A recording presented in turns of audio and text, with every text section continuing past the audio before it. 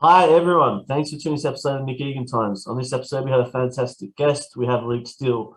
Luke is an Australian musician, singer, and songwriter. Luke is the vocalist and primary songwriter of the alternative rock band The Sleepy Jackson and is a member of the electronic music duo Empire of the Sun. Luke just released his sensational and incredible new debut solo album called Listen to the Water. Welcome, Luke, and thanks for coming on the podcast. And congratulations to you on the new album. Thank you. Thanks for the intro. How's it all been going over there? Yeah, it's good. I'm living the endless summer down in Los Angeles. Which has been great. Had to leave the centric farm, for the summer to escape the wildfires. So yeah, it's been good. Excellent. And how has the pandemic affected you since it began, like personally and professionally? Yeah, God, where do you start? I think for me it was kind of cool to at the start. It wasn't cool with everyone dying and getting sick, but I think just having all the family together and just for that first part was kind of, I kind of enjoyed it, not having to go on tour and just be with the family.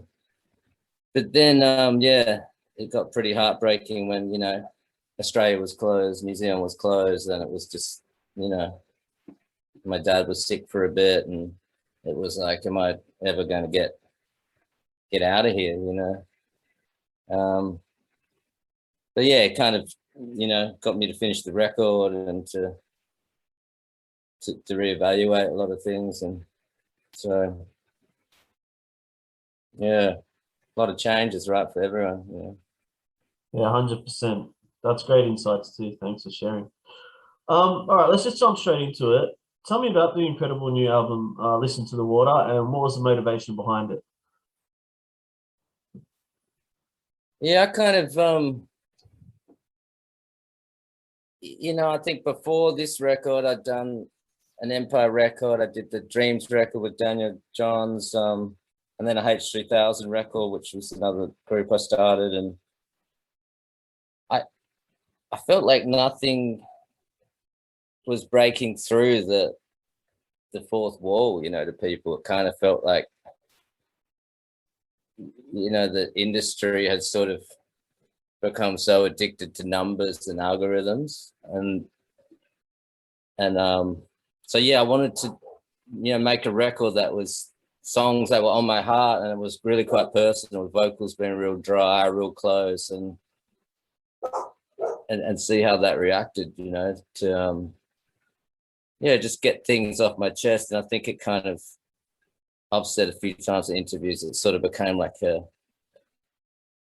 a recording of my own personal therapy session with God.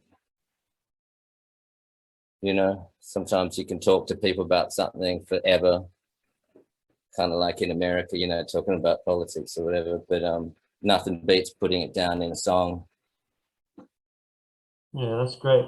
And well, how long did the album take? Like, how long did it take you to put this together? Like right before the pandemic, I was in Nashville right at the end there towards Christmas I had a couple of tracks already then, so I did some pedal steel. And then 2020 was some in LA, and then moving to the farm where I did bulk of it and mixing and everything. So yeah, a couple of years, which is kind of fast in a way, really, when I think about it, because records are sort of like giving birth to something. You have to collect the stories, like kind of like you go out and you collect the things you're writing about, and then putting it all together. And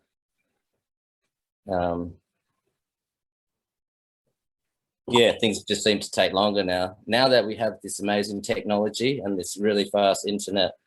Everything in the industry takes longer. Yeah, 100%. In your own words, how would you describe your music, and especially the new album? How would I describe it? Yeah. I guess it's just like, you know, time warp cowboy music or something. Excellent. What motivates you daily? What inspires you? You know, I'm funny. I kind of get inspired by a lot of different things, from surfing new waves to trying, you know, incredible food to discovering, you know, different techniques of, you know, throwing paint on the canvas, or, you know, what would happen if I mix varnish with epoxy resin and put it on fire. And yeah, I'm inspired by all the unpredictable things that happen and creating something new. You know, I think something new that, you know, for people's ears, it's like they've stepped into a new world that they've never heard before. I love that. I've always been inspired by that, finding something, finding the island, you know, that no one's been, of sound. Brilliant. What's been the best advice you've received? Well, there's been a lot of good advice, but I think like there's a scripture which says progress is the law of heaven, and I think it's sort of similar to when Einstein was talking about life, and the best way to keep is like riding a bike. The best way to keep your balance is to keep moving forward. And I think, you know, that's some pretty good advice. You've got to keep looking ahead, or else the devil twists your mind and bend it, and then before you know it, you're washed up and you think you're a failure and it's all over. And you know, Yeah, and that can happen pretty quick. You know, sometimes in a couple of days you're like a ruined mess. You know. What advice would you give to anybody young coming into the industry as well? I think it's about, you know, perseverance and integrity. And, you know, they say even the snail reached the ark through perseverance. Charles Spurgeon said that. Where a lot of the kids now, they got the handout, you know, they have the handout to get paid, or they you know, they want the Lamborghini, you know. It's like you got to drive a Datsun 120Y, and then you have to.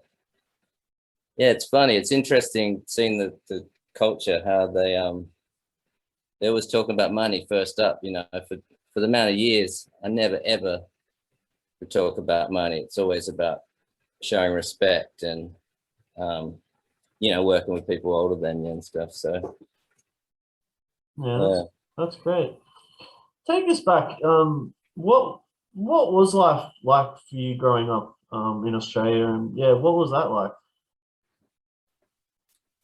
it was great because my father's a musician, so I grew up in pubs and clubs and the classic Australian beer gardens, where in America, that, you know, what's a beer garden? You know, it's like they don't have beer gardens, and it's like, yeah.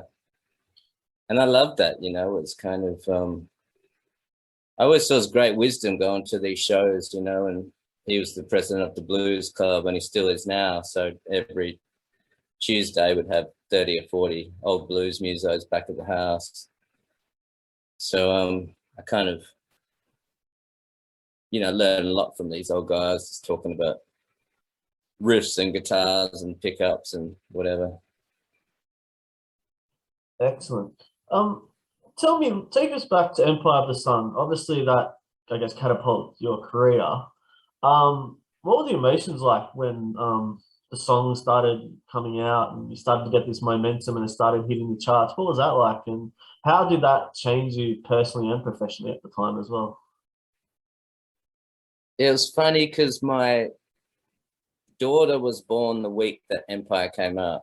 So I think now we're probably like, we've got to get this record done, and before I have a baby, you know, it's going to change. So when literally the day it came out, she was born, Sunny Tiger. So, you know, I was quite, you know, preoccupied with that, but no one can be ready for a song hitting the charts and becoming a worldwide hit. Like, it just, that's the wave that you just is unexplainable. Just all of a sudden, it's just, you know, we're headlining festivals in, you know, Lithuania and all around the world. And for me, you know, after spending so many years like in a caravan at the front of my parents' house, being dead broke, it kind of changed my whole perspective of, you know, being able to survive and live as a musician, which was, you know, I was right on the point where my parents and my, you know, father-in-law were kind of like, you better bring in some bacon soon, Steele, or you're out. You're gonna have to get a real job, you know. I think there's that point where there's a threshold where you've got to go for it. And luckily it happened then, because once you get a bit older, it's like, got to give that dream away, buddy. Oh, luckily it worked out amazing for you. Yeah, thank God. I was listening to Working on a Dream the other day. It's such a banger. Like, it's such a classic. Like, I even hear it on the radio from time to time. Like, yeah, it's incredible, mate. It is incredible. Yeah, still holds up. It's amazing to hear stories people have on that record as well, you know, from getting married to, yeah, it's quite amazing. It must be very humbling too. So. Yeah, I think when you realize, like, I have those experiences with songs, you know, like, you know, we just had this big party for my wife's birthday, and the sun was going down, and we were in Santa Cruz, and we had like this red wine and all this cheese and crackers and on the beach, and it was, and you know, the soundtrack with that was Fleetwood Mac and certain songs playing, and every time you hear it, it takes you there. So I always kind of put myself in other shoes. Like, when people say that to you, like, your song, you know, I know what they mean. Amazing. What, have you got any tours planned for the new album? Like, is anything going on there? No, not yet. So yeah, we're kind of looking into it. I'm starting to put it together, but yeah, not right at the moment. How has the music industry, since I guess you even just got into it and started building your career to where it is now, how much has it changed? It's changed so much. It's just like, now it just feels like such a mess to me, because it's yeah, it's completely unpredictable about what has traction, what even is getting played. It's, yeah, it just feels really quite odd, you know, how so much garbage can get so much traction, you know. It's quite weird. I find it really, really strange. Yeah. And what has given you longevity? What do you believe is the catalyst that's actually given you the longevity to stay, I guess, in the game, in the industry for so long? I think humility, and probably you know, something like yeah, I think it's kind of being humble and realizing that you still, you know, can always grow. You know, in a way, you're always a student, and you're always here to serve. So and lately I've been thinking a lot about conduits, you know. I'm really just a conduit, and every person on the planet has their own special effects, and we're all given a special gift. Like you have a gift, I have a gift, and the gifts that I've been given, I have to honor, you know. So that's my job, is to just keep trying to serve that gift and be a conduit, you know. Yeah, I couldn't agree more with that. I think that's absolutely spot on. You've traveled the world. Where's your favorite places you've been, or would you like to go to? I love like Europe, because you know, they really know how to do a breakfast, you know, at the hotel. It's the hams and the cheeses and it's just, you know, those places like Norway and Oslo and all that, it just doesn't get any better. Like Hawaii, I love Yeah. going to Hawaii because it's just, the water's so warm and, you know, the waves are amazing. Obviously been back in, you know, the motherland and New Zealand, you know, they're always my favorite places. But yeah, it's just so many beautiful spots in the world, you know, from love all those Nordic places like Finland. And last time I played in Helsinki, right across from my hotel was a floating boat, and I think it was called the famous Aussie Bar, and they sold meat pies and Aussie beer and kangaroo burgers. Like, what are the chances of that, right? Wow. That's crazy. That is Yeah. crazy. Of course, there's going to be a, you know, Australian bar on the water in Helsinki, right? Oh, that's too good. What are your hobbies and passions aside from music? What do you like to do in your downtime? I love surfing. Like, it's just, you know, it's the place of freedom, you know.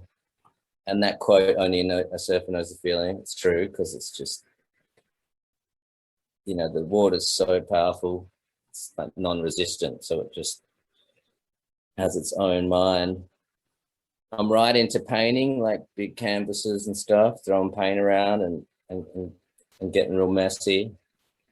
And 3D animation, that's my the last 7 years since I played at the Hollywood Bowl and I couldn't get anyone to help me with animating. I kind of just dived into it, and now I'm an animator nerd.